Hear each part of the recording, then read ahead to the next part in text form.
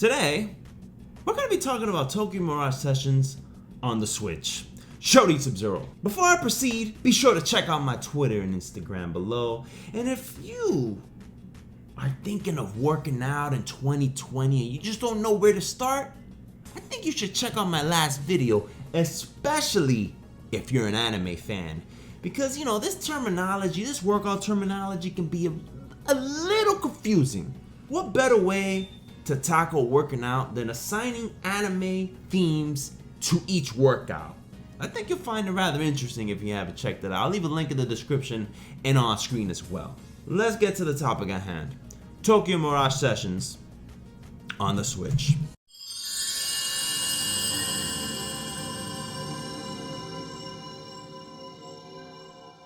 Now, this game right here, I'll be honest with you, I have not completed this game on the Switch yet, but I sure as hell beat it on the Wii U, and I'm going to be talking about the very slight differences between the two versions and what I think about the game in 2020, because if I'm not mistaken, I think this came out in 2016. And in 2016, it was a very different landscape than it is right now. First off, we were in the time where games had save the planet boxes. Not every game has them now, but we're still not getting any booklets. So it's not like back in the day where a $20 game like Katamari Damacy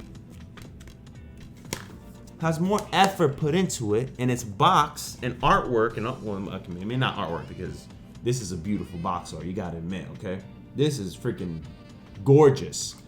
And the Switch one is even better looking. Maybe not the cart, but definitely the box art. But there's still no booklets. Some games require install, not the Switch though. Not many Switch games do. But personally, I find that downloading games sometimes has you ready for this one? I don't think you're ready for this one. I feel like if the game comes out digitally and physically and there's no booklet, bro, I'm downloading that shit because it's the same value. Unless we're talking about limited run games. They put a lot of effort into that stuff and strictly limited as well. But something like this? Bro, what the fuck, man? Like, where the hell are the damn colored booklets? I need to get Trails of Cold Steel because I think that came with booklets on all 3 games that are out right now on PS4. But I'm just afraid to get those games because I still didn't even beat Persona 5, especially after my save got deleted. More on that on a future video though. But anyway, don't want to get derailed here. I feel like 2016, when I was playing Tokyo Mirage Sessions on the Wii U, I played it for review purposes. I reviewed the game, I felt like no one was talking about it. Came out with the review like 6, 7, 8 months after the game came out. It took me like 60, 70 hours to beat that game, which I don't think it's that long. I think it's maybe like a 40-ish hour game. What is Tokyo Mirage Sessions? For those who have not played it at all, which is the majority of everyone, Tokyo Mirage Sessions is the best way to put it honestly is it's more of a performing arts JRPG, because it's not just about singing, but it represents acting, it represents dancing, it represents singing, it represents a good part of entertainment as a whole. The game is about a group of characters who are trying to advance their careers. It's not really like, say, Persona 5, where they're a band of misfits and they're trying to just gain the attention of society as a whole and just tell everyone, hey, adults are pieces of shit. Kiss my ass, man. We need to change society as a whole. That's essentially what Persona 5 is. And Persona 4, I've played a lot less than Persona 5. Persona 5, I've gotten to like the 5th palace.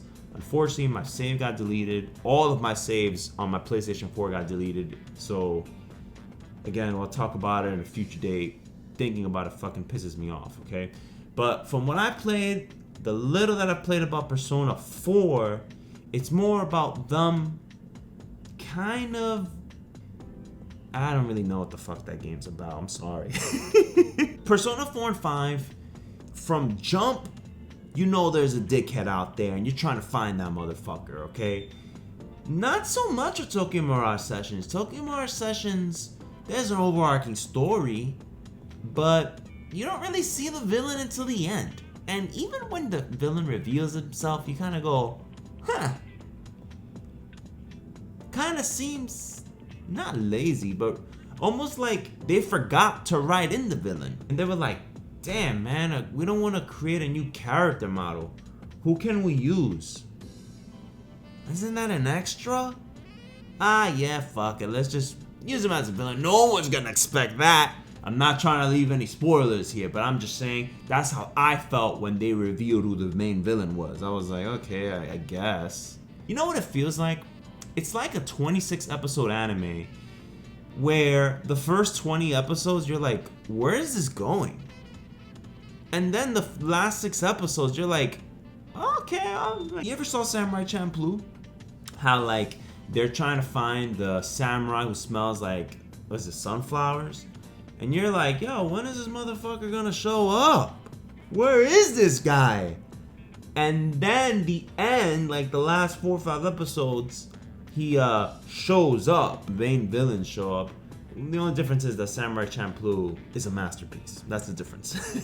When you watch those animes where it feels like each episode is a standalone thing, kind of like these are some real old school animes like Outlaw Star. Outlaw Star had that feeling too. You're kind of like, what's the point of this? Like, what am I watching here? Again, whatever. I'm getting derailed here again. Okay, I'm sorry. So anyway,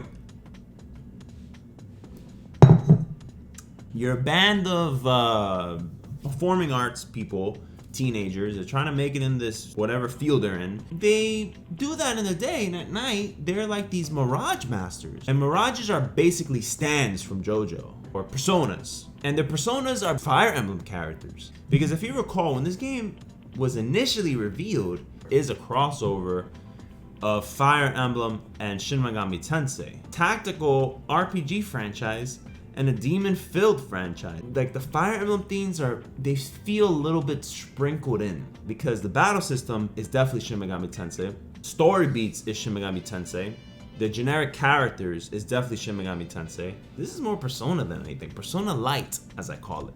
So the battle system is turn-based. You have 3 parties in your team. The other Fire Emblem relation would be the weakness, the weapon triangle system that it has. Where the Shin Megami Tensei part comes in is that as you expose an enemy's weakness, then you can take advantage of it in a variety of ways. Just as the title implies, Tokyo Mirage Sessions, which is the unique mechanic of this one, Sessions is basically the chaining system. So you know how in SMT4, when you attack an enemy, and I completely forgot the name that's used for that, but how you can do recurring attacks over and over as long as you're exposing the weakness. Tokyo Mirage Sessions, it's very similar. People that are in your party can participate in chain attacks based on what abilities they have equipped.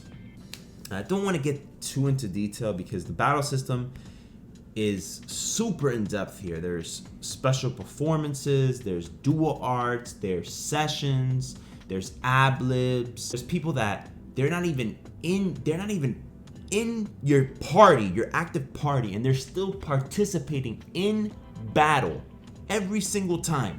Like, you know how in Pokemon, you get about 4 skill slots, and with those 4 skill slots, if you learn a 5th skill, you have to override one of the existing skills. Not so much with this. In fact, complete opposite. Imagine that on acid. You get all these skill slots, and you get passive abilities, you get to stack skills on top of each other, and the efficiency just goes up and up and up. And you know, on Persona and in Shin Megami Tensei, you can fuse demons and personas. In this, the Mirages that you battle, you fuse them to make new weapons. And these weapons, much like Final Fantasy IX, when you master the weapon, you keep the skills that each of those weapons hold. So it gets to the point where you just want to keep entering battle, leveling up, mastering these weapons, which are called carnages here. And it's just, I'm telling you, like, the story is not great. I would even make the argument that it's not even that good. But the battle system is probably one of the best battle systems that I've ever played in a JRPG in recent memory. Sorry, I had to get more coffee. So, the battle theme it's not good. Like, the music isn't that good. For a game about fucking music, it's not that memorable, bro. Like, I can't think of a tune right now. Now, the performances are top notch. Like, the anime sequences and the themes that you like, the songs that they learn and use in battle, fucking top notch, right? But I'm talking about the jingles in the game. I'm talking about the dungeon themes, the overworld themes, the battle theme, the boss theme, all that I'm talking about. It sucks. Shin Megami Tensei 4 had a phenomenal soundtrack. I haven't played Shin Megami Tensei 3 Nocturne, but I've seen some videos on YouTube, and that music is unbelievable. Persona 5, there's some bangers in there, bro. Persona 4, probably one of the best soundtracks I've ever heard in my entire life. This game has a disappointing soundtrack, in my opinion, outside of the lyrical stuff. The stage theme itself, like the actual, like the stage that you fight on, while it's cool and vivid and lively, you know, after a while, it gets a little, it gets a little samey when you're looking at the stage over and over and over. Each dungeon that you enter, which is the idol sphere, it changes a little bit. The stage changes a little bit, a different color. I think the Titantrons change a bit as well, and the crowd as well. But as long as you're in that idol sphere, it stays the same. Going back to like the Fire Emblem nods, the reminder that hits me every single time, and it's every few minutes as you're leveling up, is when you level up. The jingle that you get when you level up is the jingle from Fire Emblem. But some of the stuff that kind of sticks out, some of the stuff I go, okay, I mean, this was definitely done because the Wii U wasn't very powerful. You're running around like Shibuya, you're running around like the streets, you kind of see the NPCs represented as Skittles people. As in, they're like walking around and they're fucking colorful. Like, I'm like, what the fuck?